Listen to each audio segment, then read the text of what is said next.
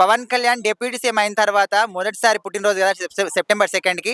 So మరి celebrations ఏ విధంగా ఉంటాయి? ఆయన మీద అసలు నీ అభిప్రాయం ఏంటి చెప్పు? అసలు ముందైతే advance happy birthday Pawan Kalyan గారు. డిప్యూటీ సీఎం అయిన తర్వాత ఫస్ట్ బర్త్డే చేసుకున్నారు కాబట్టి మీకు హార్ట్లీ కంగ్రాచులేషన్స్. సో మాకైతే చాలా హ్యాపీగా ఉంది యాజ్ ఎ ఫ్యాన్గా. సో ఫస్ట్ టైం రాబోతుంది కాబట్టి సెప్టెంబర్ 2వ తారీఖున మనకైతే గబ్బర్ సింగ్ సినిమా అయితే రాబోతుంది. ఒకప్పుడు ఎలా అయితే సెన్సేషన్ క్రియేట్ చేసిందో ఈసారి కూడా ట్రెండ్ సెట్టింగ్ లో అదే ఉండబోతుంది. సో మనకైతే చాలా హ్యాపీగా ఉంది. అది అంటే గబ్బర్ సింగ్ రిలీజ్ అవుతుంది కదా, సో మరి ఏర్పాట్లు ఏ విధంగా ఉన్నాయి? టికెట్లు ముందే బుక్ చేసుకున్నావా? చించేస్తామన్నా సీట్లు కూడా చినిగిపోతాయి, అంటే థియేటర్లు పగిలిపోతాయి, అట్లా ఉంటది అనమాట సినిమా అంటే. సో ఫస్ట్ టైం కాబట్టి డిప్యూటీ సీఎం అయిన తర్వాత బర్త్డే రావడం. సో ఆంధ్రప్రదేశ్ మొత్తం మోగిపోబోతుంది అన్నమాట. కొంతమంది రక్తదానాలు చేస్తా ఉన్నారు. రక్తదానాలు కదా చేతులు కోసి ఇచ్చేస్తాం అవసరం అయితే. ఎందుకంటే ఎంతమంది ట్రోల్స్ చేస్తున్నారు ఈ మధ్య, వాళ్ళందరికీ గట్టి పోటీ ఇవ్వబోతున్నాం అనమాట. సో ఇన్నాళ్ళు అంటే సినిమాలు కూడా చాలా తక్కువ వచ్చినాయి. సో రిలీజ్ వల్ల మళ్ళీ పవన్ కళ్యాణ్ గారిని మళ్ళీ చూడబోతున్నాం. ఈసారి అయితే రిలీజ్ తోనే ఒక ట్రెండ్ సెట్ చేయబోతున్నాం అనమాట. మన ఖుషి 8 కోట్లు కొట్టింది, తర్వాత మన సింహాది 5.5 కోట్ల వరకు అప్డేట్ వచ్చింది, మురారి 10 కోట్లు కొట్టింది రిలీజ్. ఈసారి గబ్బర్ సింగ్ అన్ని రికార్డు బ్రేక్ అవుతాయా? అసలు మామూలుగా కాదన్నా, ఒక్క రికార్డు కూడా అనేది తుడిచిపెట్టిపోతాయి, ఒక రికార్డు కూడా ఉండదు, అన్ని మొత్తం పవన్ కళ్యాణ్ పేరు మీద ఉంటాయి. ఇప్పటి వరకు ట్రెండ్ సెట్టింగ్ లో కానీ దేంట్లో అయినా సరే పవన్ కళ్యాణ్ గారే ఉన్నారు, ఇక ముందు కూడా ఆయనే ఉండబోతారు. ఏందో మన కొంతమంది గాలి మాటలు అయితే మాట్లాడుతున్నారు. అల్లు అర్జున్ ఫ్యాన్స్ కొంచెం ఎక్కువ చేస్తున్నారు, దాని మీద మీ ఒపీనియన్ ఏంటి? అల్లు అర్జున్ ఫ్యాన్స్ కానీ ఎలాంటి ఫ్యాన్స్ ఏం చేసినా సరే పవన్ కళ్యాణ్ కంటూ ఒక ట్రెండ్ ఉందన్న, ఆ ట్రెండ్ ఎవరు బీట్ చేయలేరు. అది ఎంత మంది వచ్చినా ఎన్ని వచ్చినా ఆ పేరు అలాగే ఉంటది, ఆ ట్రెండ్ ఎవరు మార్చలేరు. అది ఆయనకంటూ అంటే ట్రెండ్ సెట్ చేసే అతనే అనమాట. అంటే డైలాగ్ ఉందన్నమాట, ఆర్మీలు వచ్చినా పనికిరాదా? ఎన్ని ఆర్మీలు వచ్చినా ఆర్మీలు ఇవన్నీ పనికిరావు అన్న. ఆయనకంటే ఆయన పవర్ ముందు ఆర్మీలు కూడా సరిపోవు అనమాట. ఎన్ని ఆర్మీలు తెచ్చుకున్నా ఏం తెచ్చుకున్నా ఆయన ముందు నిలబట్టడానికి కూడా సరిపోవు. ఎందుకంటే అవి ఒక ఆర్మీ అంటే ఎలా ఉంటదంటే అల్లు ఆర్మీ కన్నా దారుణం అన్నది. అది అల్లు ఆర్మీ ఎవరు కాదు, అంటే ఒక ఏనుగు ముందు ఎలికి పిల్ల లాంటిది అనమాట army. Pawan Kalyan deputy CM అయిన తర్వాత మొదటిసారి ఆయన పుట్టినరోజు వస్తుంది కదా సెప్టెంబర్ 2కి. సో మరి ఆయన పరిపాలన మీద, ఆయన వ్యక్తిగత జీవితం మీద మీ అభిప్రాయం ఏంటి? పవన్ కళ్యాణ్ గారు జనసేన పార్టీ ఆవిర్భవించిన తర్వాత కడప జిల్లాలో మొట్టమొదటిసారిగా రాజంపేట నియోజకవర్గం మా పంచాయతీలో జనసేన జెండా ఆవిష్కరణ చేశాను. ఆ రోజు కూడా చాలామంది ఏమన్నారంటే వాళ్ళ అన్నగారు పార్టీ పెట్టారు, పట్టుమని సంవత్సరం రోజులు కూడా ఉండకుండా పార్టీ విలీనం చేసేశారు, ఇంకా మీ పవన్ కళ్యాణ్ ఎన్ని రోజులకు 6 నెలలు కలిపేస్తాడా పార్టీని విలీనం చేస్తాడా అని అడిగారు.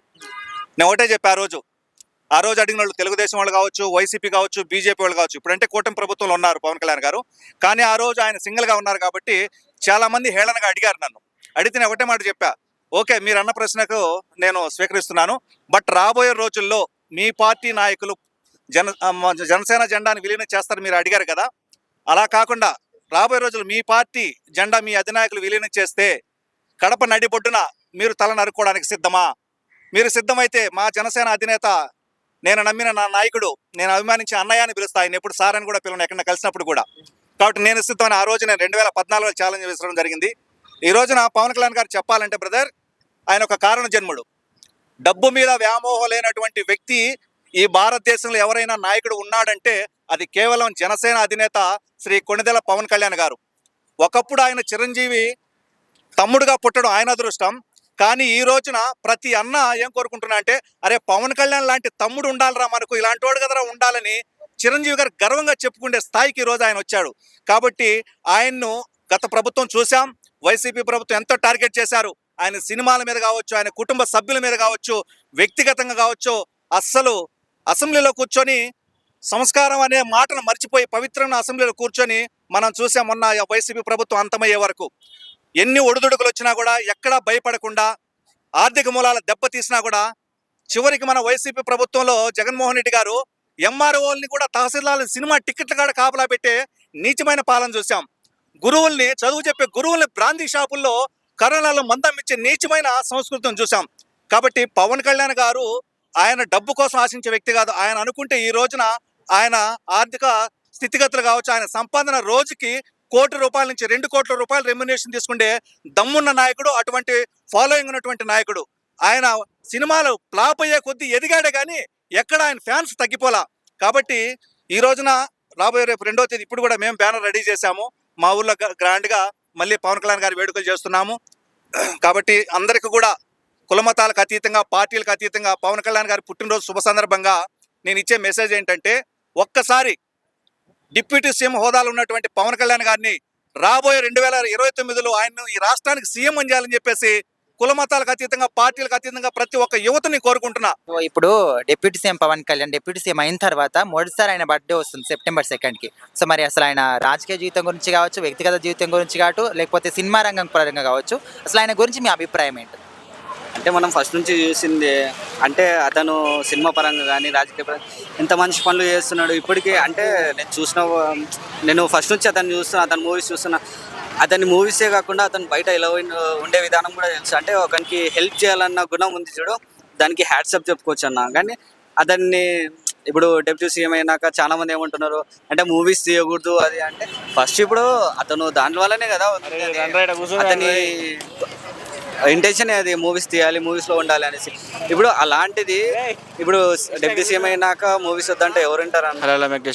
ఇప్పుడు ఫ్యాన్స్ కైనా బాధాకరణమే, ఎవరికైనా బాధనే అనిపిస్తుంది. బట్ ఏమంటే ఇప్పుడు డెప్యూటీ సీఎం అయినా లేదంటే మూవీస్ అయినా ఏదైనా పరంగా చూస్తే నాకు పవన్ కళ్యాణ్ సార్ చూస్తే హ్యాట్సప్ అన్న.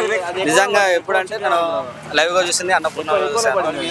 చాలా అంటే ప్రజల్ని చూసుకునే విధానం కూడా హైలైట్ అన్న. నిజంగా చెప్పాలి అంటే పవర్ స్టార్ అంటే రియల్లీ పవర్ స్టారే. ఆయన సినిమాల్లో ఏది అంటే నాకు ఖుషి ఇష్టం అన్న. ఖుషి, ఓహో ఎవరికి ఖుషి. అంటే ఇప్పుడు ఆయన బర్త్డే సందర్భంగా గబ్బర్ సింగ్ రిలీజ్ చేస్తున్నారు థియేటర్లలో. మరి ఎట్లా ఎగ్జైట్ అయితే అవుతున్నారు? చాలా ఎగ్జైట్ అవుతున్నాను. ఎందుకంటే ఒకప్పుడులో మంచి మంచి సాంగ్స్, మంచి మూవీ అది మళ్ళీ రిలీజ్ అంటే చాలా చెప్తున్నా కదా, రోడ్లు బ్లాక్ అవుతాయి, థియేటర్లు పలిగిపోతాయి. ఒకటే మాట, రోడ్లు బ్లాక్, థియేటర్లు పలిగిపోతాయి. సో ఇప్పుడు పవన్ కళ్యాణ్ ఆంధ్రప్రదేశ్ డిప్యూటీ సీఎం కదా. సో డిప్యూటీ సీఎం అయిన తర్వాత ఇప్పుడు సెప్టెంబర్ 2కి మొదటిసారి బర్త్డే వస్తుంది. సో మరి ఆయన రాజకీయ జీవితంగా పరంగా కావచ్చు, లేకపోతే వ్యక్తిగత జీవితంగా అంటే సినిమాల పరంగా ఎట్లయినా కావచ్చు, అసలు పవన్ కళ్యాణ్ మీద మీ అభిప్రాయం ఏంటి? నాకైతే ఫస్ట్ ఆఫ్ ఆల్ అయితే పవన్ కళ్యాణ్ ఇక్కడ ఉన్నానయ్య, ఇక్కడ నేను ఏ మూవీ కానీ ఏ సాంగ్స్ కానీ అతను వింటున్నా. నాకు అంత ఇష్టం. నేను 6th లో ఉన్నప్పుడు అంటే నార్మల్గా టీవీ చూసున్నా. అప్పుడులోనే ఖుషి సినిమా రిలీజ్ అయ్యింది. అంటే ఖుషి సినిమా రిలీజ్ అవుతుంది. అప్పుడు స్టార్టింగ్ లో చూసి నాకు అంతకేం అనిపించలేదు. అప్పుడు కొంచెం మిక్స్డ్ మైండ్ లేదు కాబట్టి నాకేం అనిపించలేదు. అది కంటిన్యూ చూసి చూసి చూసి ఏం లేదన్నా ఒక 20 times దగ్గర చూసాను. అంటే దానిలో ఉన్న డైలాగ్స్, దానిలో ఉన్న అదే మేనేజర్ ఇది అంటారు కదా, కంటెంట్, నెక్స్ట్ చేసే మాటలకి ఏ డైలాగ్ అయినా ఒక లేకుండా నువ్వు ఒక డైలాగ్ చెప్పాలనుకున్నా సరే క్లియర్గా వస్తుంది ఆ డైలాగ్. నువ్వు ఎంతసేపు అయినా ఆ డైలాగ్ చెప్తే నీకు అలా వినాలనిపిస్తుంది. ఓకేనా, దేవుడు లెక్క మాట. ఆయన చేసిన అన్ని సినిమాలలో నీకు ఏ సినిమా ఇష్టం? నాకైతే వకీల్ సాబ్ అయ్యా. సో మరి అందులో ఏదైనా డైలాగ్ గుర్తుందా నీకు? డైలాగ్ అంటే ఆ సినిమాలో ఉంది కాదు, ఏ సినిమా అయినా పర్లేదు, పవన్ కళ్యాణ్ ఒక డైలాగ్. పవన్ కళ్యాణ్ అంటే వకీల్ సాబ్తోనే గుర్తుంది.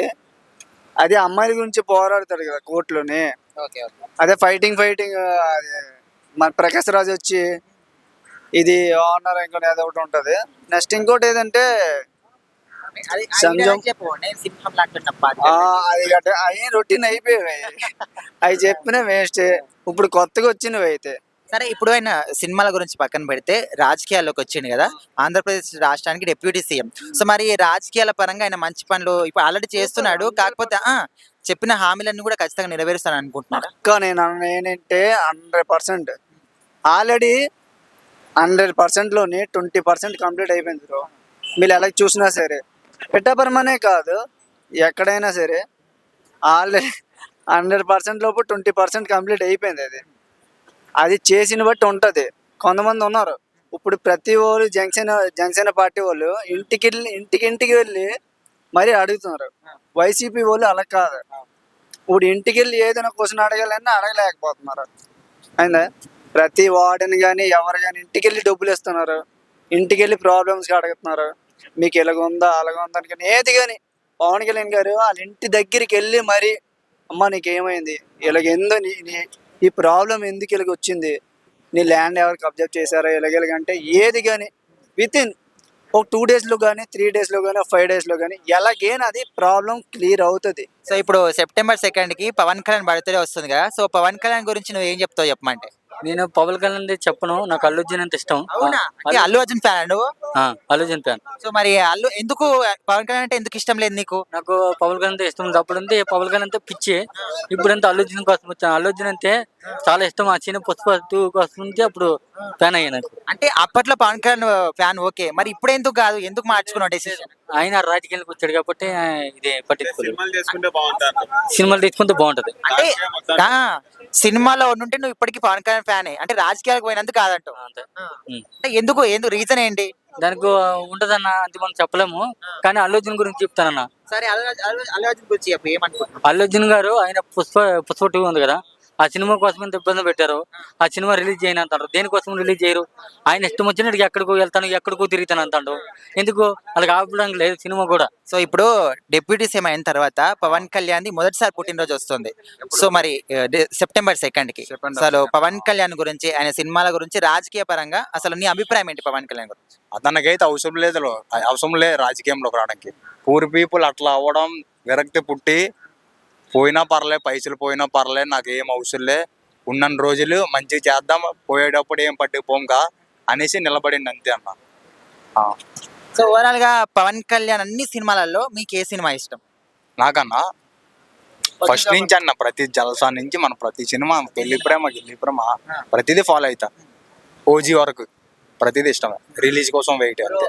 సో ఇప్పుడు గబ్బర్ సింగ్ సినిమా రిలీజ్ చేస్తున్నారు సెప్టెంబర్ 2 కానీ పుట్టినరోజు సందర్భంగా. ఆ సినిమా గురించి ఎక్స్పెక్టేషన్స్ ఏ విధంగా పెట్టుకుంటారు? వేరే లెవెల్ ఉంటుంది అన్న గబ్బర్ సింగ్. అందులో ఇంకా ఏ సినిమా తీసినా అవుతుంది, కానీ గబ్బర్ సింగ్ కవా ఇంకా వేరే లెవెల్ అవుతుంది అది. సో ఓవరాల్ గా ఏదైనా డైలాగ్ చెప్పగలరు పవన్ కళ్యాణ్? గబ్బర్ సింగ్ ఏదైనా సరే, ఏదైనా సరే అంటే పవన్ కళ్యాణ్ డైలాగ్ ఏదైనా పర్లేదు. రాసుకోర సాంబా అంద అట్లా చిన్న చిన్న అన్న.